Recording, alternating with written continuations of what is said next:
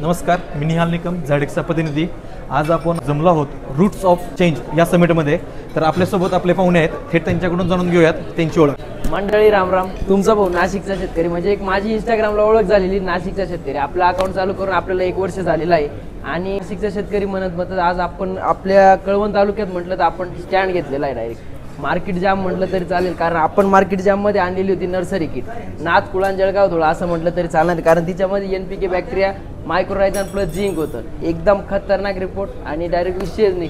त्यानंतर तुमचं आलेलं होतं गोधन म्हटलं तर त्याचा बी लाजवाबच काम आहे, कारण की 60 दिवसात डायरेक्ट आपल्याला शेणाची डायरेक्ट पूज होण्यानी खतरनाक रिपोर्ट त्याने दिले होते। आणि आता तुम्ही एक नवीन आणलेलं आहे झायडेक्सचा ॲक्टिव्ह, बाबो नाथ कुळाचं काम आहे त्याचं। कसं काय तर आपण स्टिकर पाण्यात टाकले नुसतं फक्त डिझॉल्व होऊन जायचं, तसं नाही। याचावाला तर कलरच चेंज होतो, म्हणजे नुसतं हे स्टिकर नाही, त्याच्यामध्ये खूप प्रकारचे काम पण होतात आणि नाथ कुळाचं काम आहे त्याच्यामध्ये। नाथखोळा आणि ट्रॅफिक जाम झालंय, पण आज आपण ह्या समिट लावलोय। ह्या समिटबद्दल तुमची प्रतिक्रिया काय? आजची समिट जी झालेली साहेब, त्याच्यामध्ये आपल्याला भेटलेलं की आपली शेती टिकली पाहिजे, सगळ्यात महत्त्वाची गोष्ट।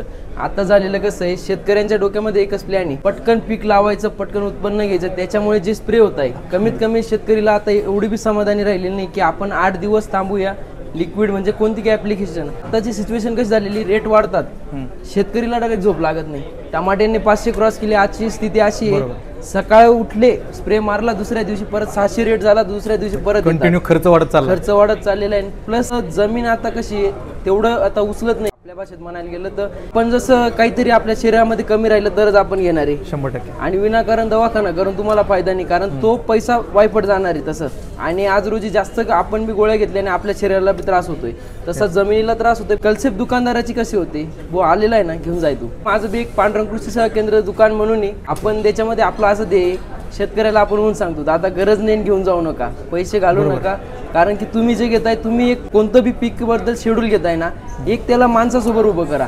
तसंच आमच्याकडे कोबिला डावणी म्हणून एक रोग आलेला आहे, शेतकऱ्यांच्या कन्सेप्ट अशी चालू आहे, डावणी दिसली का वरून स्प्रे काढायचं काम चालू आहे। पण मुद्दा असा होतोय की वरून स्प्रे काढून काहीच नाही, खाली जर 2 महिन्यापासून पाऊस झाला नाही, सूर्याचा प्रकाश झाला नाही, खालची मुळी ग्रोथ करत नाही तुमच्याली। आणि माझ्या एकदम रांगडी भाषेत सांगतो मी तुम्हाला, आपलं एक शरीर आहे, शरीरात जर तुम्हाला पोटात काही नाही, तुम्ही जर गोळ्या घेताय तर तुम्हाला चक्कर येणार आहे 100%। तुम्ही बिगर जेवणाच्या गोळ्या घेतल्या, पॉवरफुल घेतल्या तर त्याला तुम्हाला तसंच कोबी या पिकामध्ये म्हणजे कोणतं बी पीक घ्या तुम्ही, त्याच्यामध्ये तुमचं शेड्यूल असं होतं की तुम्ही तिला जे खायला देताय तिला खालून आपटेकला काहीच नाहीये, मुळी नाहीये, काहीच नाहीये, आणि वरून जेवढी स्प्रे देत आहे ती जास्त जाम होते। पहिले शेतकऱ्यांनी एक कन्सेप्ट धरली पाहिजे, नर्सरी किट झाली, तुमचं गोधन झालं, अशा प्रकारचं जमिनीत गेलं पाहिजे, कारण जमीन भुसभुशीत राहते, जमिनीला वापसा येईल, मुळवा क्वालिटी येईल आणि नंतरून तुमचं पीक एकदम आनंदी राहील।